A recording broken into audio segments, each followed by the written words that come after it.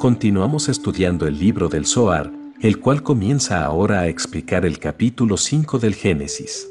Dice: Este es el libro de las generaciones de Adán, significando esto aquellos que heredaron su semejanza.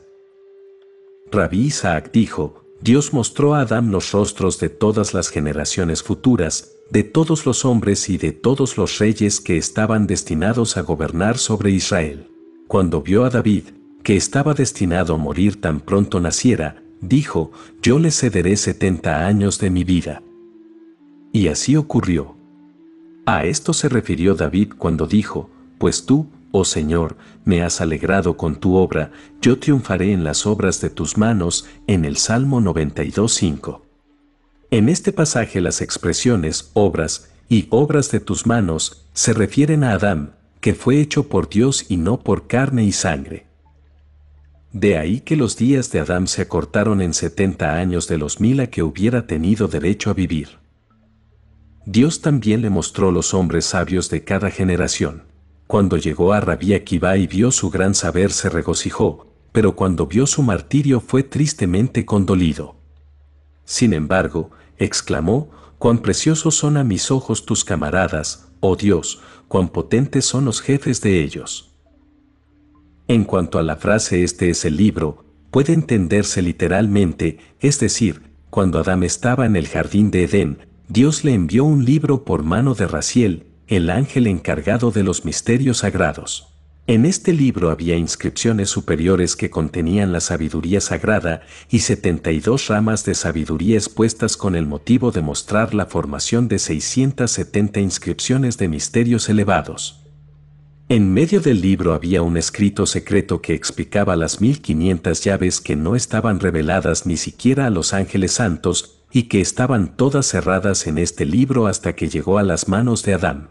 Cuando Adán obtuvo, lo rodearon todos los ángeles santos para oírlo leer el libro, y cuando empezó, exclamaron: Exaltado seas, oh Señor, por encima de los cielos, que tu gloria sea por encima de toda la tierra. Entonces le fue enviado secretamente el ángel a Darniel para decirle: Adán, Adán, no reveles la gloria del amo, pues solo a ti, y no a los ángeles, es dado el privilegio de conocer la gloria de tu amo. Por eso lo guardó consigo secretamente hasta que dejó el jardín de Edén. Mientras permaneció allí lo estudió diligentemente, y empleó constantemente el don de su amo hasta que descubrió misterios sublimes que ni los ministros celestiales conocían. Pero cuando transgredió la orden de su amo, el libro huyó de él. Entonces Adán se golpeó su pecho y lloró, y entró en el río Gibón hasta el cuello, de modo que todo su cuerpo se volvió arrugado y su rostro se tornó macilento. Entonces Dios hizo una señal a Rafael de devolverle el libro, que entonces estudió para el resto de su vida. Adán se lo dejó a su hijo Set, que a su vez lo transmitió a su posteridad, y así hasta que llegó a Abraham, que aprendió de él cómo discernir la gloria de su amo, según se ha dicho. De manera similar, Enoc poseía un libro por el cual aprendió a discernir la gloria divina. Luego, en el siguiente verso, el texto del Génesis dice: Varón y hembra los creó. Rabí Simón dijo: Misterios profundos se hallan revelados en estos dos versículos, en este y en el de Génesis 1:27. Las palabras varón y hembra los creó hacen conocer la alta dignidad del hombre, la doctrina mística de su creación. Seguramente, en la misma manera en que fueron creados cielo y tierra, también fue creado el hombre. Pues, del cielo y la tierra está escrito: estas son las generaciones del cielo y la tierra, y del hombre está escrito: en el día en que fueron creados, varón y hembra los creó. De esto aprendemos que toda figura que no comprende elementos masculinos y femeninos no es una verdadera y propia figura, y así lo hemos asentado en la enseñanza esotérica de nuestra Misna. Observad lo siguiente. Dios no coloca su morada en ningún lugar en que no se encuentran juntos varón y hembra, ni se hallan bendiciones en tal lugar, como está escrito: y los bendijo y llamó el nombre de ellos hombre, es decir Adán, el día en que fueron creados. Observa que dice ellos, y luego dice el nombre de ellos, hablando en plural. El varón no es llamado hombre hasta que está unido con la mujer. Rabí Yehuda dijo, desde la destrucción del templo no llegaron al mundo bendiciones, sino que se desvían cada día, como está escrito, el justo pierde, lo que quiere decir, las bendiciones que acostumbraban posarse sobre su cabeza, como está escrito, bendiciones sobre la cabeza del justo. Entonces, y vivió Adán 130 años, y engendró un hijo a su semejanza, conforme a su imagen, y llamó su nombre Set. Todas las generaciones que han sobrevivido en el mundo y todos los verdaderamente justos del mundo remontan su descendencia a Set. Las últimas dos letras del alfabeto fueron dejadas en su orden después de que el de las otras fue invertido a causa de la transgresión de Adán. Por eso cuando él se arrepintió captó estas dos, y de ahí que llamó Set al hijo que nació a su semejanza, pues el nombre Set está formado por las últimas dos letras del alfabeto en su orden propio, pero las otras letras permanecieron en el orden invertido, y no recobraron su orden propio hasta que Israel estuvo en el monte Sinaí, como en el día en que fueron creados cielo y tierra, y la tierra estuvo una vez más seguramente establecida. En el día en que Adán transgredió el mandamiento de su amo, el cielo y la tierra estaban como desarraigados, estando, como están, basados únicamente en el pacto, como está escrito, si no permaneciere mi pacto con el día y la noche, si no asenté los estatutos de cielo y tierra. Y Adán quebró el pacto, como está escrito, y ellos como Adán transgredieron el pacto. De esto entendemos que el mundo no se habría preservado si Dios no hubiera previsto que un día Israel estuviera ante el monte Sinaí para confirmar el pacto. Rabí Hizquía dijo, quien confiesa su pecado se procura con ello el perdón de Dios. Cuando Dios creó el mundo, hizo su pacto y estableció sobre él el mundo, como está escrito, Bereshit, que interpretamos como Barashit, que puede entenderse como, él creó el cimiento, siendo este el pacto sobre el cual descansa el mundo, y que también se llama Shit, porque es una artesana de la cual fluyen bendiciones al mundo. Adán rompió este pacto y lo apartó de su lugar. Este pacto está simbolizado por la pequeña letra Yud, la raíz y fundamento del mundo. Cuando Adán engendró un hijo, confesó su culpa y llamó al niño Set, no se aventuró a insertar una Yud en su nombre y llamarlo Shit, porque quebró el pacto así simbolizado por la Yud. En recompensa, Dios propagó la humanidad desde Set y lo hizo el antepasado de todos los justos que vivieron desde entonces. También se ha de observar esto, cuando Israel estuvo ante el monte Sinaí, entró entre esas dos letras, la Sin y la Tab, siendo un símbolo del pacto, la letra Bet. Y Dios dio a Israel la palabra formada por todas las tres letras, la cual es Sabbat, como está dicho, y los hijos de Israel guardarán el Sabbat, para hacer del Sabbat un pacto perpetuo a través de las generaciones. De esta manera, esas dos letras obtuvieron finalmente su potencia original, que quedó en suspenso hasta que el mundo fue traído a su estado completo, y entró en vigencia entre ellos el Santo Pacto. Estas dos letras fueron finalmente reafirmadas por la letra Bet, pero todas las letras comenzaron a volver a su orden propio con el nacimiento de Set, y así en cada generación hasta que Israel estuvo en el monte Sinaí, cuando fueron finalmente restauradas. Rabí Yehuda dijo, ya han sido restauradas abajo, y en cada generación el mundo fue mantenido unido por las letras, aunque no estaban propiamente ubicadas en sus lugares, pero cuando la Torá fue dada a Israel, toda cosa fue colocada según correspondía. Rabí Eleazar dijo, en tiempos de Enoch, los hombres fueron adiestrados en la magia y la adivinación, y en el arte de controlar las fuerzas celestiales. Adán trajo consigo del jardín de Edén el conocimiento de las hojas del árbol, pero él y su mujer y sus hijos no lo practicaron. Pero cuando Enoch vio la ventaja de estas artes y cómo los cursos celestiales podían ser alterados por ellas, y él y sus contemporáneos las estudiaron y practicaron la magia y la adivinación, pero con un sentido de santidad. Después de ellos, dichas artes descendieron a la generación del diluvio y fueron practicadas para malos propósitos por todos los hombres de ese tiempo. Confiando en esas artes desafiaron a Noé, diciendo que nunca ejecutaría sobre ellos la justicia divina porque conocían una manera de evitarla. La práctica de estas artes comenzó con Enoch, y por eso se dice de su tiempo, entonces empezaron a llamar el nombre del Señor profanamente. Rabí Isaac dijo, todos los hombres justos que había entre ellos trataron de detenerlos, como Yered, Matusalem y Enoch, pero sin éxito, y el mundo se llenó de pecadores que se rebelaron contra su amo, diciendo, que es el Todopoderoso para que hayamos de servirlo. Esto no es tan tonto como suena, pues ellos conocían todas las artes como hemos mencionado y a todos los capitanes gobernantes encargados del mundo.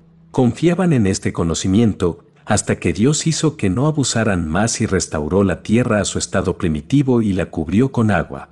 Más tarde, Él la restauró de nuevo y la hizo productiva, pues la miraba con misericordia, como está escrito, el Señor estuvo sentado en el diluvio, significando aquí el Señor, el atributo de la misericordia. En los días de Enoch, hasta los niños conocían estas artes misteriosas.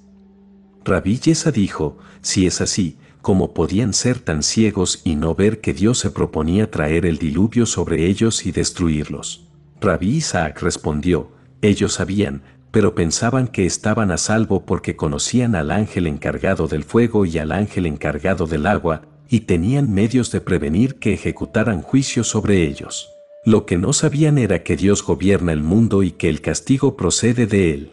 Ellos solamente vieron que el mundo estaba confiado a esos capitanes y que todo se hacía por ellos, y por eso no prestaron atención a Dios y sus obras hasta que llegó para la tierra el tiempo de ser destruida, y que un espíritu de santidad proclamara cada día, que los pecadores sean consumidos de la tierra y que los malvados no sean más.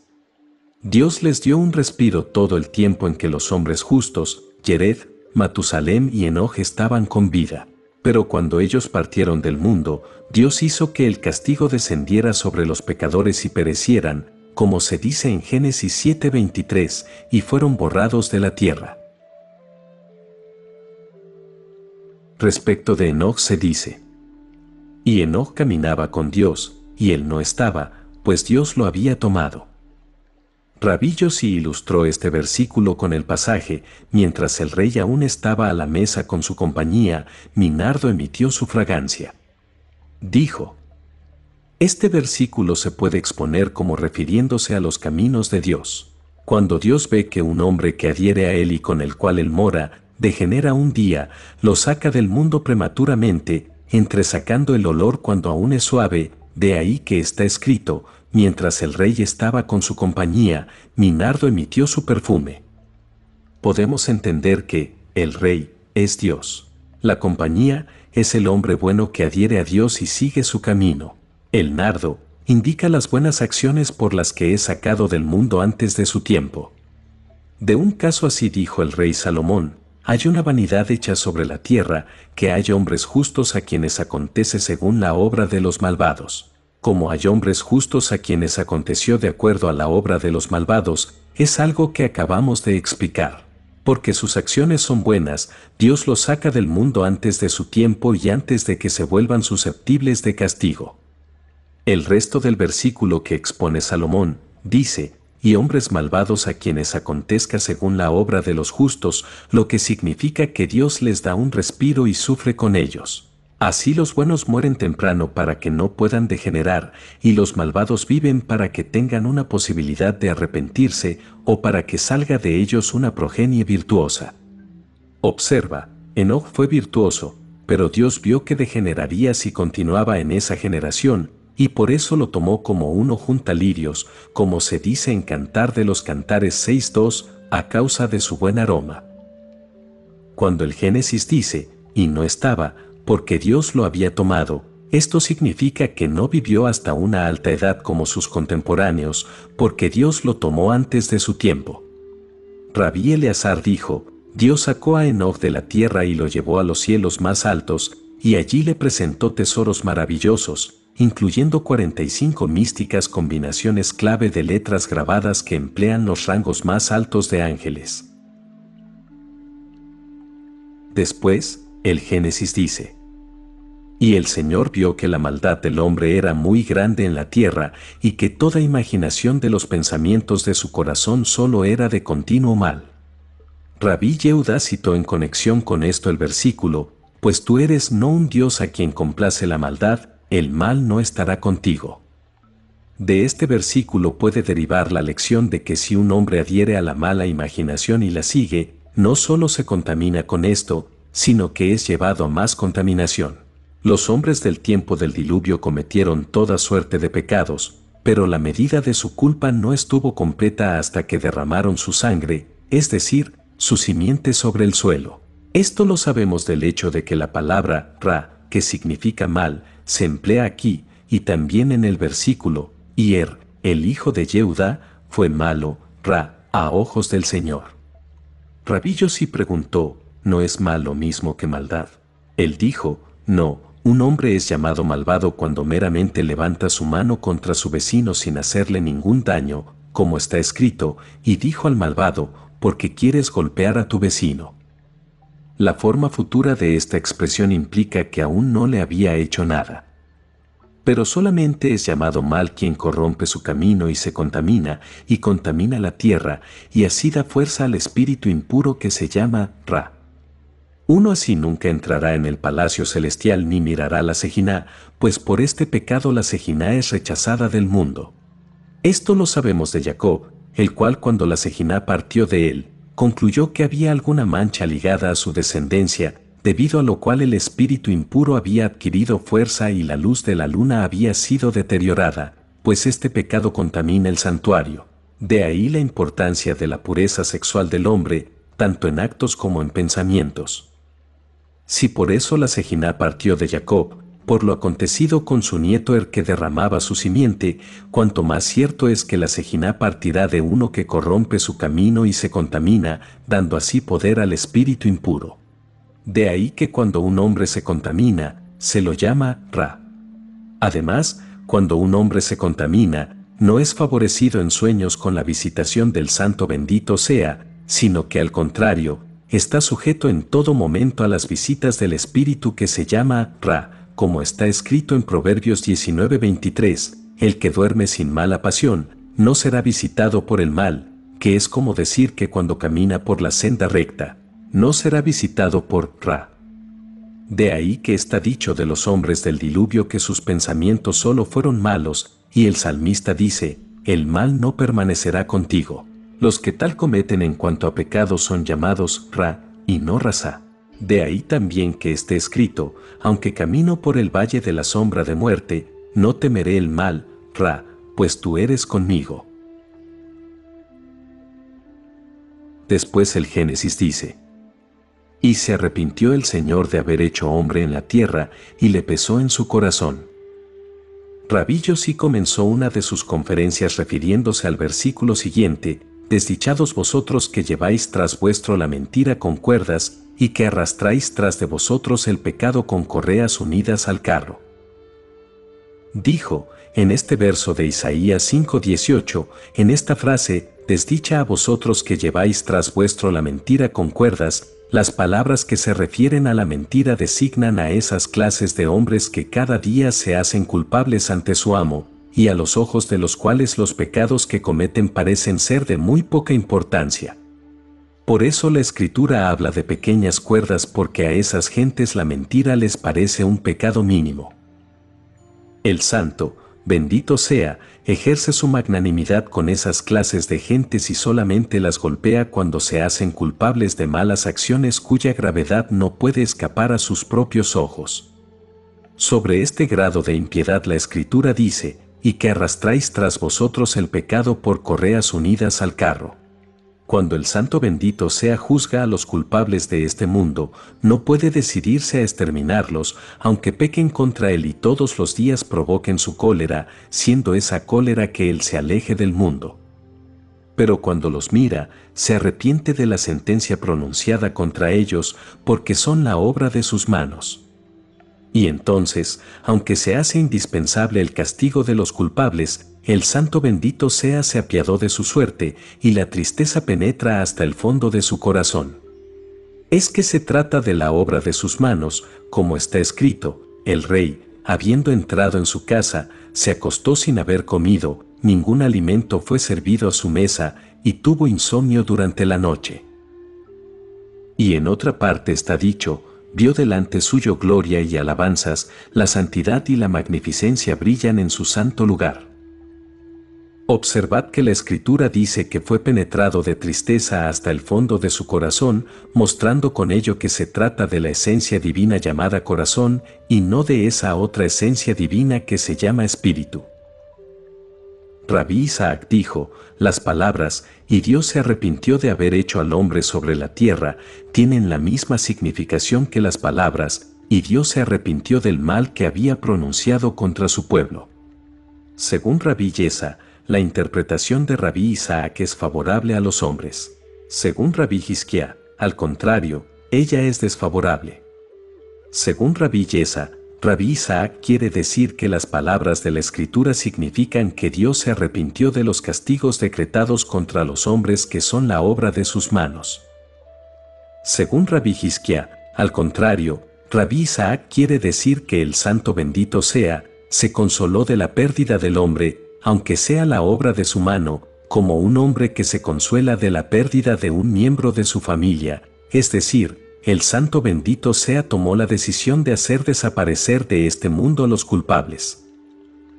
Se ha de observar que cada vez que un castigo es decretado contra un culpable, el Santo bendito sea no se ha consolado todavía. Pero si ya se hizo, la penitencia es incapaz de apartar el castigo decretado, por eso la Escritura dice primeramente, y Dios se consoló, y luego agrega, y fue penetrado de tristeza hasta el fondo del corazón. Rabí Yehuda dijo, las palabras del versículo precitado significan que el Santo bendito sea se consoló de la pérdida del hombre. Cuando creó al hombre sobre la tierra, lo formó a la imagen de la figura celeste y a la vista de la figura del hombre que tanto se asemeja a la de lo alto, todos los ángeles superiores alabaron al Santo bendito sea, exclamando, solo lo has hecho un poco más bajo de Elohim, lo has coronado de gloria y de honor.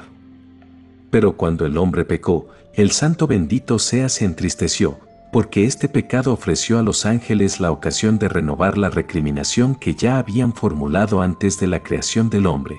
Pues cuando Dios quiso crear al hombre, los ángeles exclamaron, ¿qué es el hombre para merecer que te acuerdes de él? ¿Qué es el hombre para ser digno de que tú lo visites? Dios se había entristecido porque debía ensañarse contra los hombres. Ahora bien, Rabí Isaac preguntó por qué en el respectivo cántico no se dice lo mismo que en los cánticos análogos de los salmos que comienzan con las palabras, alabad al Señor porque es bueno. Pero la verdad es que no cabía servirse de la palabra bueno en circunstancias en que ante Israel exterminó a tantos hombres que son la obra de Dios. Del mismo modo, cuando Israel pasó el Mar Rojo, los ángeles superiores vinieron a cantar un cántico ante el Santo bendito sea. Este cántico, decía el Santo bendito sea, lo pronunciáis en momentos en que se hunden en el mar quienes son obra de mi mano. Se ha de concluir, pues, que cada vez que un culpable es exterminado en este mundo, el Santo bendito sea se entristece. Rabí Abba dijo, el Santo bendito sea no se entristece en el momento en que el culpable es exterminado, sino en el momento en que peca contra el mandamiento de su amo. Cuando Adán pecó, el Santo bendito sea dijo, desdichado tú, que has debilitado la fuerza de arriba y has extinguido la luz celestial. Y enseguida lo arrojó del jardín de Edén. Además, el Santo bendito sea le dijo a Adán, te he hecho subir al jardín de Edén para que ofrezcas allí sacrificios, y tú profanaste el altar, por eso decreto que en adelante debas trabajar la tierra. Dios también decretó que Adán debía morir, pero se apiadó de él y consintió que cuando hubiese muerto, se lo sepultara cerca del jardín de Edén, pues Adán había hecho una cueva cerca del jardín, y se había escondido allí con su mujer. Sabía que era cerca del jardín porque vio entrar desde el jardín un rayo de luz en la cueva, y por eso quiso ser sepultado en ella, y allí fue sepultado, cerca del jardín de Edén. Y acontece que cuando un hombre está por partir de la vida, se le aparece Adán, el primer hombre, y le pregunta por qué y en cuál estado abandona el mundo. Entonces él dice a Adán, desdichado tú, que por ti yo he de morir. A lo cual Adán responde, Hijo mío, yo he transgredido un mandamiento y fui por ello castigado. Mira tú cuántos mandamientos, negativos y positivos, de tu amo has transgredido. Adán existe hasta hoy, y cada día ve 2 veces a los patriarcas y confiesa sus pecados y les muestra el lugar donde una vez moró en gloria celestial. También camina y mira a todos los piadosos y justos entre sus descendientes que han alcanzado la gloria celestial en el jardín de Edén. Entonces todos los patriarcas alaban a Dios diciendo: «Cuán grande es tu generosidad, oh Dios, y los hijos de los hombres pueden refugiarse bajo la sombra de tus alas». Adán aparece a cada hombre en el momento de su partida de la vida para atestiguar que ese hombre muere por causa de sus propios pecados y no por causa del pecado de Adán, de acuerdo con el dicho, no hay muerte sin pecado. Solamente hay 3 excepciones, Amram, Leví y Benjamín, que fueron privados de la vida por causa de la serpiente primordial. Algunos también agregan a Isaí. Estos no pecaron y para su muerte no hay otra explicación que la incitación de la serpiente, como hemos dicho. Todas las generaciones contemporáneas de Noé cometieron sus pecados abiertamente, a la vista de todos. Presta atención al siguiente lenguaje simbólico que expresa el Zohar. Rabí Simón caminaba un día por la puerta de Tiberíades y vio a algunos hombres lanzar flechas contra vasijas de tierra. Rabí Simón exclamó: «Estos criminales se atreven a irritar a su amo públicamente». Dirigió una mirada sobre los culpables y estos fueron precipitados al mar y perecieron.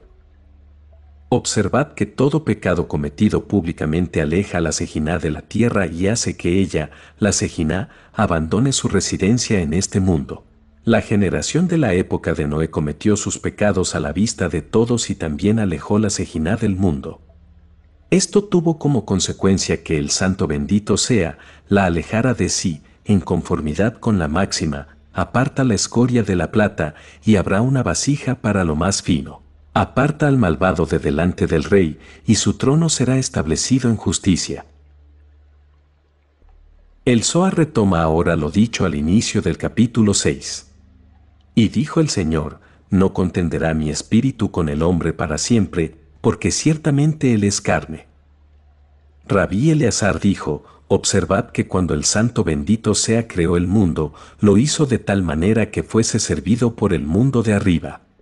También cuando los hijos de este mundo tienen mérito al marchar por la senda recta, el Santo bendito sea hace descender el espíritu de vida de arriba, hasta la región donde reside Jacob. De allí ese espíritu de vida desciende en el mundo donde reside David, y de ahí, finalmente, las bendiciones celestes se expanden sobre todas las regiones inferiores». Esto significa la unión de Tiferet con Malhut, o mejor dicho, la unión entrelazada de los nombres de Dios en esa Sefirot, que viene a ser Yud Aleph, He Dalet, Bab Nun, He Yud. De esta manera, el espíritu de vida desciende por etapas desde arriba hasta llegar a nuestro mundo. Por eso está escrito: «Alabad al Señor, pues Él es bueno, y su gracia se extiende hasta el mundo, Olam». Esta palabra, mundo, designa al mundo del rey David. Pero como los hombres han pecado, ese espíritu de vida fue enteramente excluido de las regiones inferiores, para que no llegara a los seres de aquí abajo y no los fortificara. Las palabras de la Escritura expresan que el espíritu de vida no descenderá más en este mundo para que la serpiente no sea fortalecida y a fin de que el espíritu de santidad no entre en contacto con el espíritu impuro. Esto, como ya se vio, viene dado por la unión de Tiferet con Malhut, pero si el paso por Yesod está interrumpido por el espíritu impuro, la energía de bendición no llegará hasta este mundo. Lo que reconecta ese paso de Yesod a Malhut para que la energía baje hasta este mundo es el estudio de este libro, el estudio del Zohar. Las palabras del versículo que dicen: «pues él es carne», designan la primera serpiente, que si no se interrumpiera el paso en Yesod sería igualmente bendecida por la energía superior, apartando totalmente de las personas las bendiciones. La Escritura llama a esa serpiente carne, como está escrito en Génesis 6:13, «Yo he resuelto el fin de toda carne». Y la Escritura agrega: y los días del hombre serán de 120 años. Esto quiere decir que el lazo que une el cuerpo con el alma será disuelto al cabo de 120 años de unión. Está escrito, los caídos, Nefilim, estaban sobre la tierra. Rabí Yossi dijo, en la escritura la palabra Nefilim designa a Uzá y Asael, como ya se dijo. El santo bendito sea los arrojó desde la altura donde estaban colocados. Esos ángeles han podido existir en este bajo mundo perteneciendo a la categoría de la cual está dicho, y pájaros que vuelan sobre la tierra. Hemos aprendido que las palabras de la Escritura designan a esas clases de ángeles que aparecen a los hombres bajo la forma de hombres.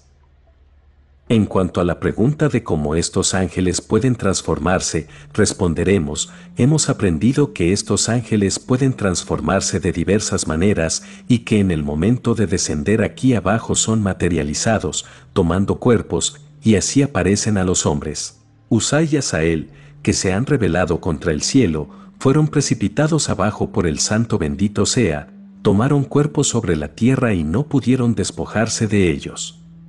Luego fueron seducidos por las mujeres de aquí abajo, y viven aún hasta hoy y enseñan la magia a los hombres.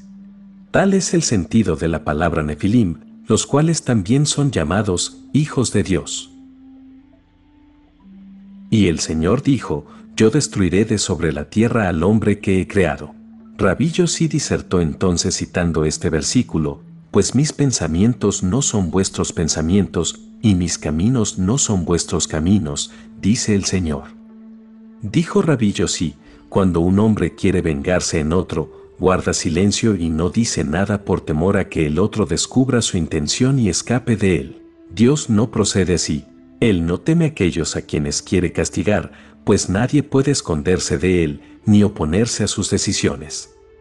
Las Escrituras nos enseñan que cuando Dios dijo, exterminaré de sobre la tierra al hombre que he creado, hizo conocer a esa generación, por intermedio de Noé, la decisión que había tomado. Y Noé les advirtió varias veces, y por último, como no acataron sus palabras, Dios aplicó el castigo que se había propuesto. En este punto, el Zohar recuerda lo que dice el verso 29 del capítulo 5 del Génesis, mencionando el nacimiento de Noé. Dice, y llamó su nombre Noé, diciendo, este nos confortará, nos consolará en la tierra que el Señor ha maldecido. ¿Cómo supo eso el padre de Noé? De la manera siguiente. Cuando Dios maldijo la tierra, Adán le dijo, soberano del universo, ¿durante cuánto tiempo la tierra estará sujeta a esta maldición? La respuesta de Dios fue, hasta que le naciera al padre un descendiente circunciso. Así esperaron hasta que nació un niño circunciso, marcado por la santa señal. Cuando su padre lo vio, y observó a la Sejina revoloteando sobre él, lo llamó Noé, que literalmente significa, el que queda, anticipando su carrera futura. Pues hasta entonces los hombres no conocían la manera adecuada para sembrar y arar y trabajar el suelo con sus manos. Es decir, no sabían cómo tenían que utilizar la simiente. No sabían cómo debían de realizar su relación íntima en santidad con su compañera femenina para traer tanto bendiciones al mundo, como almas muy elevadas y santas. Pero cuando vino Noé, él les enseñó dichas artes y se proveyó de los implementos necesarios. De ahí que está escrito que Noé efectivamente liberó la tierra de su maldición, y por eso Noé es llamado, un hombre de la tierra, Ish, a Adamá, en Génesis 9:20. Rabí Yehuda dijo, la palabra Ish, que significa hombre, se le aplica porque fue justo y por el sacrificio que hizo liberar la tierra de su maldición. Por consiguiente, vemos que recibió su nombre en anticipación del futuro. Rabí Yehuda expuso una vez el texto, ven, mira las obras del Señor, que ha hecho desolaciones en la tierra. Dijo luego, si hubieran sido obras de Yud-He, Bab-He, habrían traído más vida al mundo, pero siendo obras de Elohim hicieron desolaciones en el mundo. A eso, Rabí Hillá le dijo, ya que planteaste este punto, estoy en desacuerdo contigo. Según mi opinión, cualquiera que sea el nombre que se emplee, el resultado es benéfico. Y en este versículo debemos leer, no chamot, desolaciones, sino Chemot, nombres. Rabí Isaac les dijo, ambos tenéis razón. Si el mundo hubiera sido creado mediante el nombre que denota justicia, Elohim, se aplica la parte que dice, han sido impuestas desolaciones en la tierra, y así ha de ser, pues de otro modo el mundo no habría sido capaz de resistir los pecados de la humanidad. Considerad también lo siguiente, cuando Noé nació le dieron un nombre que denota consuelo, con la esperanza de que obrara para ellos su propia realización. Pero su relación con Dios se expresa con las mismas letras en el orden invertido, es decir, la palabra hebrea gen, que significa gracia, como está escrito, y Noé encontró gracia a los ojos del Señor. Los nombres de los justos influyen en su destino para bien, y los de los malvados para mal. Así, el anagrama del nombre de Noé es gen, gracia, y hemos encontrado que de él se ha escrito, y Noé encontró gracia en los ojos del Señor. Mientras que el anagrama del nombre es Ra, que significa malo, y de él está escrito, y era malo a la vista del Señor en Génesis 38:7. Cuando Noé creció y vio cómo la humanidad estaba pecando ante Dios, se retrajo de la sociedad de los hombres y procuró servir a su amo, de modo de no ser desviado por ellos. Fue especialmente diligente en el estudio del libro de Adán y del libro de Enoch que hemos mencionado, y de ellos aprendió las formas propias para adorar a Dios. Esto explica cómo llegó a saber que le incumbía traer una ofrenda. Estos libros le revelaron la base de que depende la existencia del mundo, es decir, los sacrificios o korbanot, los cuales cabalísticamente se sabe que son las meditaciones de los nombres de Dios, sin los cuales no pueden perdurar ni el mundo de en lo alto ni el mundo de en lo bajo. Rabí Simón marchaba un día en compañía de su hijo Rabí Eleazar, Rabí Yosí y Rabí Hillá. Mientras caminaban, Rabí Eleazar dijo, «Es esta una oportunidad favorable para oír alguna explicación de la Torá». Rabí Simón empezó entonces un discurso sobre el texto. También cuando el tonto camina por el camino, su entendimiento lo abandona. Dijo, si un hombre desea que su viaje pueda ser grato a Dios, antes de partir ha de aconsejarse con Dios y ofrecer la plegaria apropiada. De acuerdo con el dicho rabínico basado en el versículo, cuando la justicia marcha delante de él, entonces pondrá sus pies en el camino, pues entonces la Sejiná no partirá de él. Pero de aquel que no cree en su amo está escrito, también cuando el tonto marcha por el camino, su corazón, es decir, su entendimiento, lo abandona. La palabra corazón designa aquí al santo bendito sea, que no lo acompañará en el camino ni le ofrecerá su apoyo antes de partir de viaje. Análogamente, en el viaje mismo no ocupa sus pensamientos con la Torá, y por esta razón se dice que su corazón le falla, porque no anda con su amo y no se encuentra en su senda.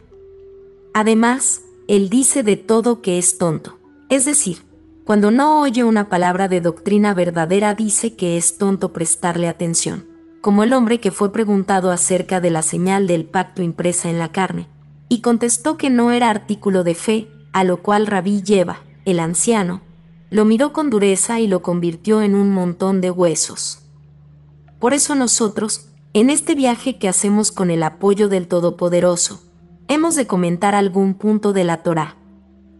Entonces tomó el texto siguiente, enséñame tu camino, oh Señor, yo andaré en tu verdad, une mi corazón para temer tu nombre. Dijo, este versículo parece estar en conflicto con el dicho rabínico de que toda la carrera de un hombre está en manos del cielo, salvo su elección de la virtud o el vicio. Si es así, ¿cómo pudo el rey David hacerle tal requerimiento a Dios? Lo que David realmente pidió fue solo que Dios le enseñara sus caminos, es decir, que abriera sus ojos para conocer el camino recto y apropiado. Entonces él mismo sería capaz de andar por el camino de la verdad sin apartarse a derecha o a izquierda. En cuanto a la expresión en mi corazón, ella tiene el mismo significado que en el versículo, la roca del corazón y mi parte. Todo esto lo insinuó para temer tu nombre, para adherir a tu temor y guardar la senda recta. Las palabras, para temer tu nombre, se refieren al lugar adjudicado a David, en el cual se haya localizado el temor de Dios. Has de considerar esto. Todo hombre que teme a Dios está seguro en su fe, pues es de corazón pleno en el servicio de su amo. Pero aquel que no teme constantemente a su amo no está verdaderamente poseído de la fe, ni es conceptuado digno de tener parte en el mundo futuro. Rabí Simón expuso después el texto, pero la senda del justo es como la luz que alumbra más y más en el día perfecto. Dijo, felices son los justos en este mundo y en el mundo por venir, porque Dios desea glorificarlos, pues la senda de ellos es como la luz que brilla, es decir, esa luz radiante que Dios creó en el comienzo de las cosas, y que Él puso aparte para los justos en el mundo futuro. Este brilla más y más, pues su brillo aumenta continuamente. Pero de los malvados está escrito, el camino de los malvados es como la oscuridad, ellos no saben en qué tropiezan. En realidad, ellos lo saben, pero caminan por una senda torcida y no se detienen a reflexionar sobre que un día Dios los juzgará en el mundo futuro, y los castigará con los castigos de la Gehenna.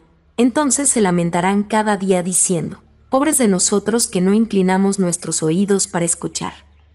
Pero en cuanto a los justos, Dios los iluminará en el mundo futuro, y les dará su debida retribución en un lugar que nunca ha visto un ojo, como está escrito en Isaías 64:3. También, y ellos seguirán y mirarán los cadáveres de los hombres que transgredieron contra mí, y también serán pisoteados los malvados, pues serán cenizas bajo las pisadas de vuestros pies. Felices son los justos en este mundo y en el mundo por venir, de ellos está escrito. Los justos heredarán para siempre la tierra, y también se dice, verdaderamente los justos alabarán tu nombre, los rectos morarán en tu presencia. Bendito es el Señor por siempre. Amén y amén. Con estas palabras termina el estudio de la sección Bereshit del libro del Zohar.